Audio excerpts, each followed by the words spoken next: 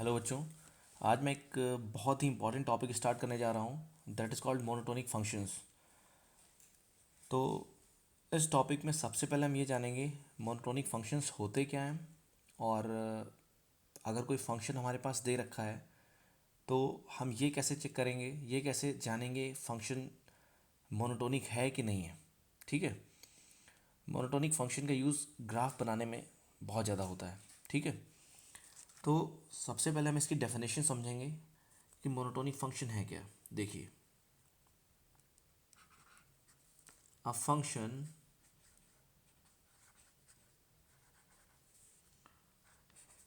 y बराबर f x, a function y बराबर f x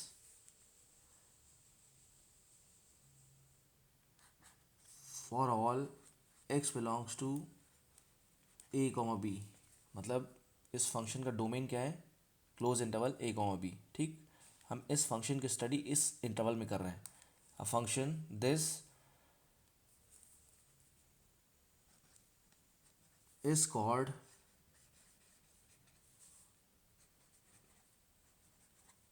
monotonic, is called monotonic if fx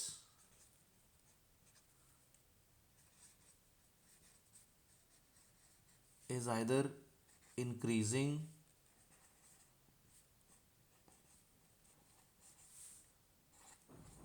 or decreasing in the closed interval, in the closed interval ab। Clear? तो कहने का मतलब यहाँ पे ये है कि कोई फंक्शन अगर हमारे पास है तो उसे हम मोनोटोनिक तभी कहेंगे जब वो फंक्शन किसी क्लोज्ड इंटरवल में, किसी गिवन इंटरवल में या तो इंक्रीजिंग हो या डिक्रीजिंग हो, लेकिन दोनों नहीं होना चाहिए। क्या बोला? फंक्शन किसी गिवन इंटरवल में या तो इंक्रीजिंग हो या डिक्रीजिंग हो, लेकिन दोनों नहीं होना चाहिए। ऐसा नहीं हो सकता फंक्शन दोनों हो जाए। ठीक। तो इसको समझेंगे, हम ग्राफ से समझेंगे। तो एग्जांपल देखिए कि जैसे मान लीजिए हमने एक फंक्शन ले लिया, ये ले लिया हमने एक्स एक्सेस वाई एक्सेस। तो कोई भी रैंडमली मैंने ग्राफ बना दिया, ऐसे करके मैंने ग्राफ बना दिया। तो अगर हम देखें, ये किसी इंटरवल में ग्राफ है, तो ये एक क्लोज इंटरवल ए बी है। तो अगर आप इस ग्राफ को देखें तो ये ग्राफ क्या है? इंक्रीजिंग है। ठीक। ये ग्राफ इंक्रीजिंग है इस इंटरवल में, तो ये क्या हो जाएगा हमारे पास? ये फंक्शन क्या हो जाएगा? मोनोटोनिक फंक्शन हो जाएगा। अब अगर हम बात करेंगे यहाँ पे,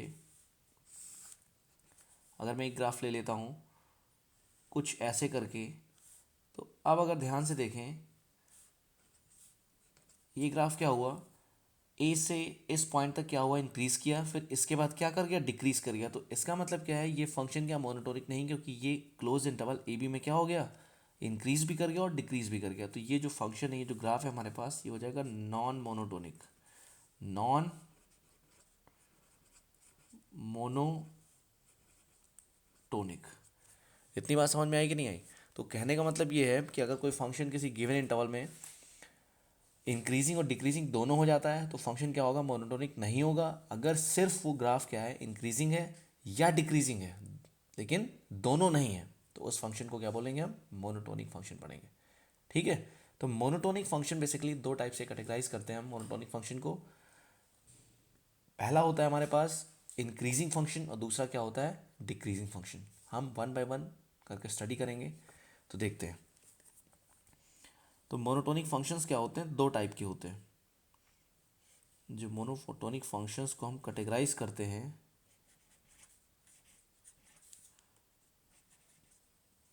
मोनोटोनिक फंक्शंस को हम कैटेगराइज करते हैं दो तरीके से। ठीक है। पहला हमारे पास होता है इंक्रीजिंग फंक्शन,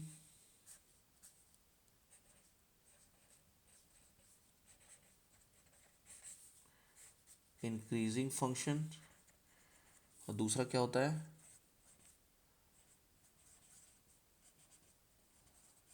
डिक्रीजिंग फंक्शन। ये एफ एन मैं फंक्शन के लिए यूज़ कर रहा हूँ। ये बात याद रखिएगा, इंक्रीजिंग का सिंबल मैं ये यूज़ करूँगा एरो ऊपर की तरफ, और डिक्रीजिंग का सिंबल मैं ऐसे यूज़ करूँगा।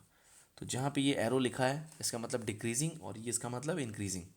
अब देखिए फर्दर हम क्या करेंगे, इंक्रीजिंग फंक्शन को कैटेगराइज करेंगे और डिक्रीजिंग फंक्शन को कैटेगराइज करेंगे। अब देखते हैं।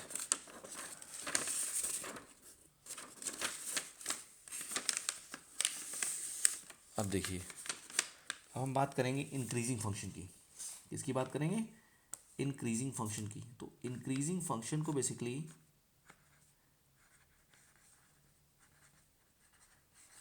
बात हम करेंगे इंक्रीजिंग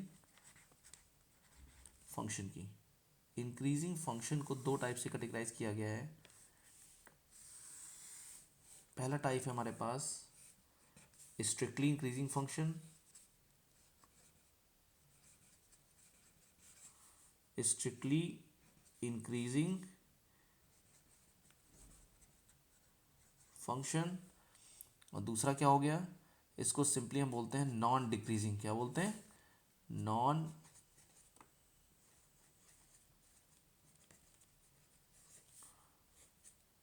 डिक्रीजिंग फंक्शन, या इसका एक और नाम होता है सिंपली मोनोटोनिक फंक्शन इसको बोलते हैं, या इसको हम सिंपली इंक्रीजिंग भी बोल सकते हैं। क्या बोल सकते हैं? इंक्रीजिंग भी बोल सकते हैं। तो कहने का मतलब ये है कि जब स्ट्रिक्टली की बात करेगा तो सिर्फ स्ट्रिक्टली लिख के देगा, अगर स्ट्रिक्टली के अलावा कोई वर्ड है तो वो क्या होगा? नॉन डिक्रीजिंग ही होगा, चाहे मोनोटोनिक इंक्रीजिंग लिखे, चाहे इंक्रीजिंग लिखे, या चाहे नॉन डिक्रीजिंग लिखे। तो इसका मतलब ये सारे वर्ड एक ही हैं, लेकिन अगर कभी स्ट्रिक्टली की बात करेगा तो स्ट्रिक्टली लगा के देगा यहाँ पे। ठीक, अब देखिए दोनों में फ़र्क क्या है। ये जो स्ट्रिक्टली इंक्रीजिंग फंक्शन है या नॉन डिक्रीजिंग फंक्शन है या सिंपली इंक्रीजिंग फंक्शन है, दोनों में फ़र्क क्या है? फ़र्क समझिए। तो पहले मैं ग्राफ से बताऊंगा। फ़र्क ये है कि अगर मैं ग्राफ कंसीडर करता हूँ, ये मैंने ग्राफ ले लिया, ये एक्स एक्सिस है, ये वाई एक्सिस है। ठीक, तो एक मैंने ग्राफ ले लिया, ये ग्राफ लिया मैंने यहाँ पे, और एक ग्राफ मैं इधर लेता हूँ यहाँ पे, ये ग्राफ मैंने ले लिया। तो कहने का मतलब है स्ट्रिक्टली इंक्रीजिंग का मतलब क्या होता है? स्ट्रिक्टली इंक्रीजिंग का मतलब ये होता है कि ग्राफ लगातार इंक्रीज हुआ है, कहीं भी ग्राफ कांस्टेंट नहीं हुआ है। बात समझ में आई कि नहीं आई? ग्राफ कहीं भी कांस्टेंट नहीं हुआ, या किसी भी छोटे इंटरवल के लिए या किसी भी इंटरवल के लिए ग्राफ कांस्टेंट नहीं हुआ। लेकिन सिंपली इंक्रीजिंग फंक्शन या नॉन डिक्रीजिंग फंक्शन में ऐसा नहीं है। नॉन डिक्रीजिंग फंक्शन में क्या है, ग्राफ किसी शॉर्ट इंटरवल के लिए, किसी छोटे इंटरवल के लिए कांस्टेंट हो जाता है। जैसे यहाँ पे देखिए ग्राफ क्या हो गया, कांस्टेंट हो गया इतने एक्स के लिए। ये जो इतना एक्स एक्सिस है इसके लिए क्या हो गया, ग्राफ कांस्टेंट हो गया। ठीक है, तो ये तरीका, ये डिफरेंस होता है स्ट्रिक्टली इंक्रीजिंग में और नॉन डिक्रीजिंग में। ग्राफ अगर कांस्टेंट हो रहा है किसी शॉर्ट इंटरवल के लिए तो वो हमारे पास नॉन डिक्रीजिंग हो जाएगा, लेकिन अगर ग्राफ कहीं कांस्टेंट नहीं हुआ, लगातार बढ़ता है, तो उसको बोलेंगे हम स्ट्रिक्टली इंक्रीजिंग बोलेंगे। ठीक, अब देखिए सबसे मेन सवाल ये है कि हम इंक्रीजिंग और डिक्रीजिंग चेक कैसे करते हैं, या इंक्रीजिंग या डिक्रीजिंग किस सेंस में हम बात कर रहे हैं कि ये कोई फंक्शन अगर इंक्रीजिंग है तो एक्स और वाई में क्या रिलेशन होना चाहिए। ठीक, या कोई फंक्शन डिक्रीजिंग है तो एक्स और वाई में क्या रिलेशन होना चाहिए, तो ये चीज़ समझनी है आपको।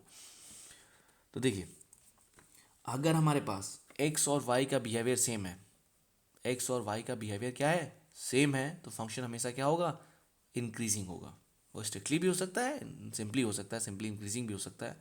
अगर एक्स और वाई का बिहेवियर क्या अपोजिट है तो फंक्शन क्या होगा, डिक्रीजिंग होगा। जैसे मान लीजिए एक्स आप बढ़ा रहे हैं लेकिन वाई क्या हो रहा है, कम हो रहा है। एक्स अगर आप घटा रहे हैं तो वाई बढ़ रहा है। तो इस केस में अगर ये सिचुएशन हमारे पास है तो क्या होगा, ग्राफ क्या होगा, ग्राफ हमारे पास डिक्रीजिंग का होगा। लेकिन अगर एक्स बढ़ा रहे हैं वाई बढ़ रहा है, या एक्स घटा रहे हैं तो वाई घट रहा है, तो ये किसका केस होगा, ये इंक्रीजिंग का केस होगा। तो अगर हम क्या करें, यहाँ पे एक नोट डाल के लिख सकते हैं। नोट हमारे पास क्या रहेगा कि अगर हमारे पास एक्स हम बढ़ाएं तो वाई क्या हो, वाई भी बढ़े। एक्स को अगर इंक्रीज़ करें तो वाई भी इंक्रीज़ हो, या अगर हम एक्स को डिक्रीज़ करें तो वाई भी क्या हो, डिक्रीज़ हो। तो अगर ये केस है हमारे पास तो ये क्या होगा, फंक्शन कैसा होगा, इंक्रीजिंग की हम बात करेंगे। ठीक है, अगर हम क्या कर रहे हैं, एक्स को बढ़ा रहे हैं वाई कम हो रहा है, या एक्स को घटा रहे हैं वाई बढ़ रहा है, अगर इस टाइप का केस कहीं आपको लग रहा है, दिख रहा है, तो वो डिक्रीजिंग के अंदर आएगा। किसके अंदर आएगा, वो केस डिक्रीजिंग फंक्शन के अंदर आएगा। इतनी बात समझ में आ गई नहीं आ गई? अब देखिए अगर हम इसको देखें तो जैसे जैसे हम x बढ़ाते जा रहे हैं वैसे वैसे y का मान क्या हो रहा है, लगातार बढ़ रहा है, कहीं कांस्टेंट नहीं हुआ है। तो ये क्या हो गया, स्ट्रिक्टली इंक्रीजिंग हो गया। अब देखिए यहाँ पे अगर हम बात करें तो यहाँ पे क्या हुआ है कि जैसे जैसे हम x बढ़ाते जा रहे हैं वैसे वैसे y का मान क्या हो रहा है, बढ़ रहा है। लेकिन क्या हो गया, कुछ x हमें ऐसे मिल रहे हैं कि वहाँ पे वैल्यूज़ अगर हम बढ़ाएं तो लेकिन y क्या हो रहा है, फिक्स हो रहा है। y देखिए अगर मैं यहाँ पे x की वैल्यू निकालूँ तब भी सेम आएगी, यहाँ पे निकालूँ तब भी सेम आएगी, यहाँ पे निकालूँ तब भी सेम आएगी। मतलब इतने x एक्सिस के लिए, इतने इंटरवल के लिए क्या होगा, ग्राफ कांस्टेंट रहेगा। मतलब y की वैल्यू क्या आएगी, सेम आएगी। ठीक, अब देखते हैं, हम बात करते हैं।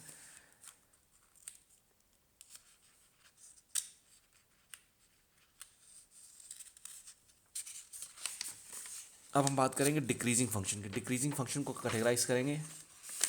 देखिए बहुत ही बेसिक टॉपिक है और मैं बहुत ही आराम से आपको पढ़ा रहा हूँ, क्योंकि अगर फंडामेंटल वीक रह जाएगा तो प्रॉब्लम होगी। तो बात करेंगे डिक्रीजिंग फंक्शन की।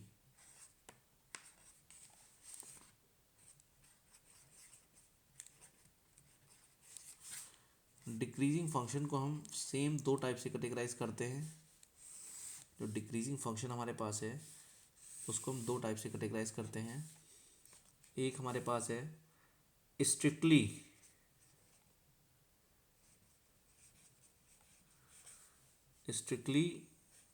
डिक्रीजिंग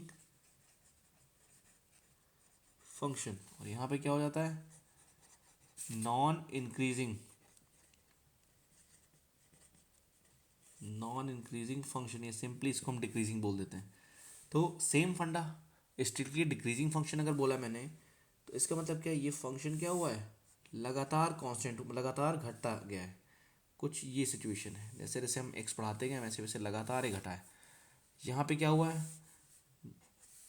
हमें ग्राफ कांस्टेंट मिलेगा। जैसे मान लीजिए ये यहाँ तक आया, फिर कांस्टेंट हो गया, फिर ये घट गया। ठीक, तो इसका मतलब क्या होता है, जहाँ भी नॉन वर्ड आ जाता है, नॉन इंक्रीजिंग या नॉन डिक्रीजिंग आ जाता है, वहाँ क्या होता है, ग्राफ कांस्टेंट हो जाता है। ठीक, तो ये चीज़ समझ में आई कि नहीं है आप लोगों को? चलिए अब हम बात करेंगे बेसिक टेस्ट की, बात करेंगे इसकी, बात करेंगे बेसिक टेस्ट की, बात करेंगे बेसिक डेफिनेशन, जो इसकी बेसिक डेफिनेशन है, बेसिक अंडरस्टैंडिंग है एक्स और वाई में, उसकी हम बात करेंगे। तो देखिए पहला मैं लेता हूँ फर्स्ट केस, फर्स्ट लेता हूँ स्ट्रिक्टली इंक्रीजिंग फंक्शन। किसकी बात करता हूँ मैं, स्ट्रिक्टली इंक्रीजिंग फंक्शन। मैंने ले लिया स्ट्रिक्टली इंक्रीजिंग फंक्शन, ले लिया। ठीक, मैं इसका ग्राफ प्लॉट करता हूँ। ठीक, ग्राफ प्लॉट किया और मैं ये देखना चाहता हूँ एक्स और वाई में क्या संबंध आएगा, क्या रिलेशन आएगी। ये हमारे पास स्ट्रिक्टली इंक्रीजिंग है, मतलब जैसे जैसे एक्स बढ़ रहा है वैसे वाई बढ़ रहा है। ठीक, तो स्ट्रिक्टली इंक्रीजिंग फंक्शन है ये। स्ट्रिक्टली इंक्रीजिंग फंक्शन अगर है तो मैंने कोई भी दो एक्स ले लिए, कोई भी दो पॉइंट ले लिए ग्राफ पे। एक को मैंने बोल दिया x1, ठीक है, एक को x1 बोल दिया, तो x1 के करस्पॉन्डिंग इस ग्राफ पे वैल्यू क्या मिलेगी, y1 मिलेगी। क्या मिलेगी, x1 के करस्पॉन्डिंग वैल्यू मिलेगी f ऑफ x1। क्या मिलेगी, f ऑफ x1। ये ग्राफ किसका है हमारे पास, ये ग्राफ y बराबर एफ एक्स का है। फिर मैंने अगला ले लिया, हमने अगला x2 ले लिया। इस ग्राफ पे कोई पॉइंट ले लिया x2 के करस्पॉन्डिंग वैल्यू कितने मिलेगी बताइए, x2 की करस्पॉन्डिंग वैल्यू मिलेगी f ऑफ x2। ठीक भाई, जो फंक्शन दे रखा है उसमें पॉइंट रख देंगे हम। तो अगर मैं यहाँ से देखिए सब कुछ ग्राफ से दिख रहा है क्लियर एकदम, तो x1 x2 में कौन बड़ा है, x2 बड़ा है। तो सिंपल सी बात यह है कि x2 अगर x1 से बड़ा है तो क्या इंप्लाई कर रहा है, जो f(x2) होगा वो भी किससे बड़ा होगा, f(x1) से बड़ा होगा। ये कंडीशन किसके लिए आ गई, स्ट्रिक्टली इंक्रीजिंग फंक्शन के लिए आ गई। अगर फंक्शन स्ट्रिक्टली इंक्रीजिंग है तो अगर x2 x1 से बड़ा है तो f(x2) भी f(x1) से बड़ा होगा। बात समझ में आई कि नहीं आई? ये कंडीशन है स्ट्रिक्टली इंक्रीजिंग के लिए। अगर आप ये लेके चलें और आपने ये दिखा दिया है तो इसका मतलब फंक्शन क्या होगा, स्ट्रिक्टली इंक्रीजिंग होगा। ये बहुत बेसिक टेस्ट है, बेसिक डेफिनेशन है। ठीक, अब हम बात करेंगे, हम वन बाय वन चारों के लिए डिस्कस करेंगे। तो एक के लिए मैं कर चुका हूँ, तीन को अभी करना है। तो अब हम सेकंड की बात करते हैं। सेकंड हमारे पास है सिंपली नॉन डिक्रीजिंग फंक्शन। क्या है, नॉन डिक्रीजिंग फंक्शन। मैं नॉन डिक्रीजिंग फंक्शन की बात करूंगा तो जो नॉन डिक्रीजिंग फंक्शन हमारे पास है, हमारे पास नॉन डिक्रीजिंग फंक्शन है। तो नॉन डिक्रीजिंग फंक्शन में क्या होता है, मैंने आपको बताया था कि ग्राफ क्या हो जाता है, कांस्टेंट हो जाता है, किसी शॉर्ट इंटरवल के लिए ग्राफ कांस्टेंट हो जाता है। तो मैंने कोई ग्राफ ले लिया ये ऐसे करके, ये लिया और फिर मैंने इसको कांस्टेंट कर दिया थोड़ा सा और फिर ऐसे इंक्रीज कर दिया। ठीक, तो अगर मैं बात करता हूँ, इनको मैं नेमिंग कर देता हूँ ए बी सी डी। ठीक, तो अगर मैं ए बी और सी डी पोर्शन की बात करता हूँ तो इसमें अगर सिंपल सी बात है, x2 अगर x1 से बड़ा होगा तो fx2 भी fx1 से बड़ा होगा। ठीक, अगर मैं for portion A B and C D, A B और सी डी की मैं बात करता हूँ तो अगर x1 x2 से बड़ा होगा, x1 अगर x2 अगर x1 से बड़ा होगा तो fx2 क्या हो जाएगा, भी fx1 से बड़ा होगा। ये कंडीशन आ गई, ये किस किस पोर्शन के लिए आ गई, इस पोर्शन के लिए आ गई। इसको मैंने 1 बोल दिया। इसकी मैंने बात की, ए बी और सी डी की बात करी मैंने। अब मैं बात करता हूँ फॉर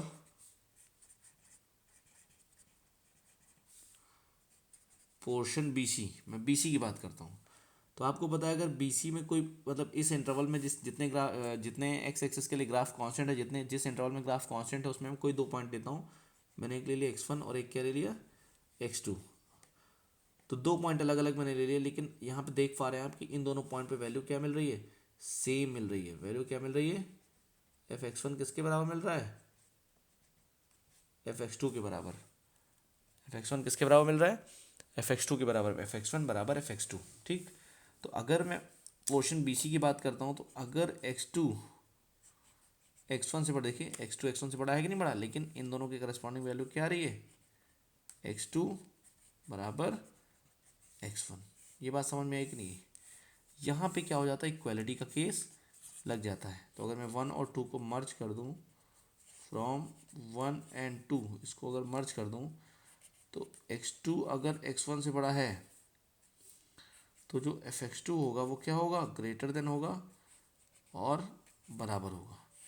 ये कंडीशन किसके लिए आती है, ये नॉन डिक्रीजिंग फंक्शन के लिए कंडीशन आती है। अगर ग्राफ हमारे पास नॉन डिक्रीजिंग है तो उसके लिए क्या है, x2 अगर x1 से बड़ा है तो fx2 भी क्या होगा, fx1 से बड़ा होगा या उसके बराबर होगा। ठीक है, स्ट्रिक्टली में क्या होता था, इक्वालिटी का साइन नहीं आता था। बात समझ में आई नहीं आई। चलिए अब हम बात करेंगे स्ट्रिक्टली डिक्रीजिंग फंक्शन की। किसकी बात करेंगे, strictly decreasing function. Third, strictly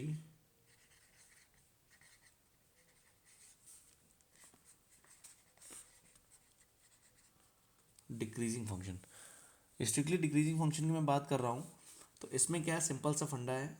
हमने कार्टेशियन प्लेन बनाया और इसमें कोई ग्राफ ले लिया, वो ग्राफ कैसा है, स्ट्रिक्टली डिक्रीजिंग है, तो हमने ये ग्राफ ले लिया। ठीक, जब ये ग्राफ हमने ले लिया तो हमने देखा, हमने कोई दो पॉइंट ले लिए ग्राफ पे। ठीक, एक हमने इसको बोल दिया मैंने x1 और इसको मैंने क्या बोल दिया x2। x1 के करस्पॉन्डिंग वैल्यू क्या मिल रही बताइए, x1 के करस्पॉन्डिंग वैल्यू मिल रही है f ऑफ x1 और x2 के करस्पॉन्डिंग वैल्यू क्या मिल रही है, x2 के करस्पॉन्डिंग जो वैल्यू मिलेगी उसको बोलेंगे f ऑफ x2। तो यहाँ आप देख पा रहे हैं कि x2 किससे बड़ा है, x1 से बड़ा है। x2 और x1 में कौन बड़ा है, x2 बड़ा है। लेकिन जो fx2 है वो क्या है, fx1 से छोटा है। देखिए इक्वालिटी का साइन पलट गया। इंक्रीजिंग फंक्शन में इनइक्वालिटी का साइन नहीं पलटता है, लेकिन डिक्रीजिंग फंक्शन में क्या हो जाता है, इनइक्वालिटी का साइन पलट जाता है। ठीक है, देखिए x2 अगर x1 से बड़ा है तो fx2 क्या होगा, fx1 से छोटा होगा, क्योंकि ग्राफ लगातार डिक्रीज कर रहा है। देखिए जैसे जैसे आप बढ़ते जाएंगे इधर तो वैसे वैसे y की वैल्यू क्या होती जाएगी, कम होती जाएगी। देखिए ठीक, तो ये कंडीशन क्या होती है, स्ट्रिक्टली के लिए होती है। और स्ट्रिक्टली में ये बात याद रखिएगा, हमें कभी जीरो नहीं आता है, कभी इक्वालिटी का केस नहीं आता है। ठीक है, यहाँ पे स्ट्रिक्टली की अगर बात कर रहे होते हैं हम। फोर्थ देखिए, फोर्थ की अगर मैं बात करूँगा, फोर्थ हमारे पास हो जाएगा non increasing function. Non increasing function, या इसको सिंपली हम बोल सकते हैं डिक्रीजिंग फंक्शन। ठीक है, तो अगर ये हमारे पास है तो हमने ग्राफ बनाया, ग्राफ डिक्रीजिंग है और क्या है, किसी शॉर्ट इंटरवल के लिए कांस्टेंट हुआ है, ये एक्स एक्सिस वाई एक्सिस, तो हमने ग्राफ बनाया, ये ले लिया हमने, ए बी बोल दिया, इसको सी बोल दिया, इसको डी बोल दिया। तो अगर मैं पोर्शन ए बी और सी डी की बात करूं,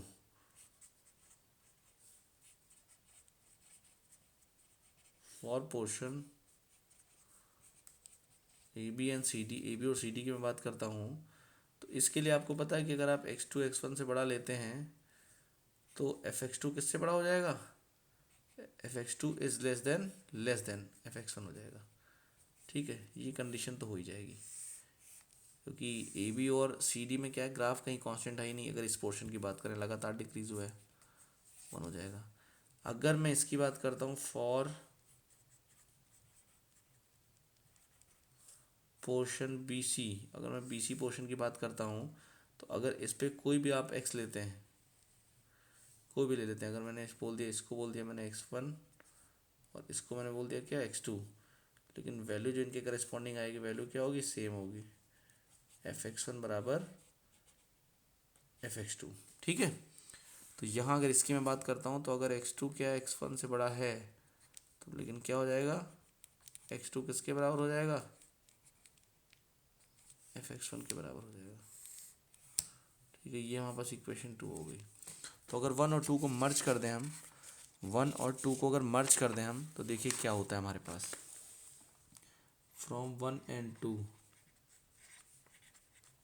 फ्रॉम 1 एंड 2, तो 1 एंड 2 को अगर मर्ज कर दें हम, तो यहाँ से कह सकते हैं कि अगर x2 x1 से बड़ा है तो जो fx2 होगा क्या होगा, लेस देन और इक्वल टू fx1 होगा। ठीक है, ये सारी चीज़ें, मतलब ये थोड़ा सा अंडरस्टैंडिंग हमारी बढ़ाता है।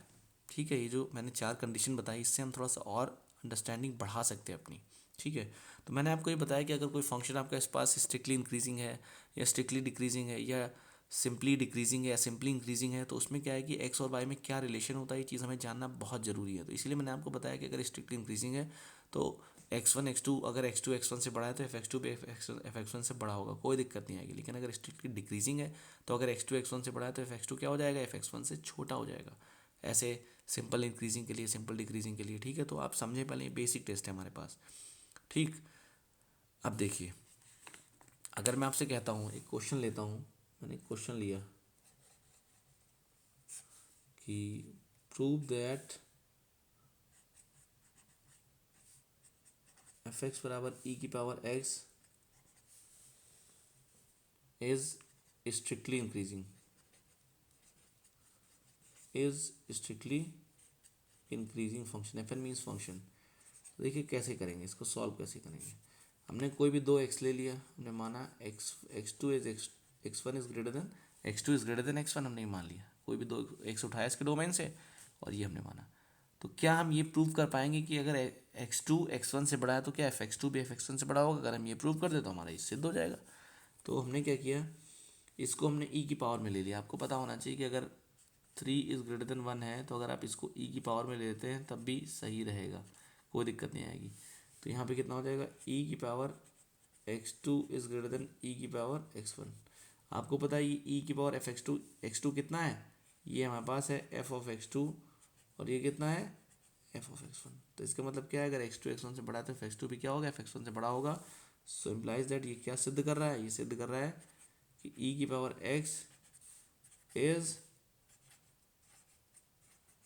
Strictly increasing function.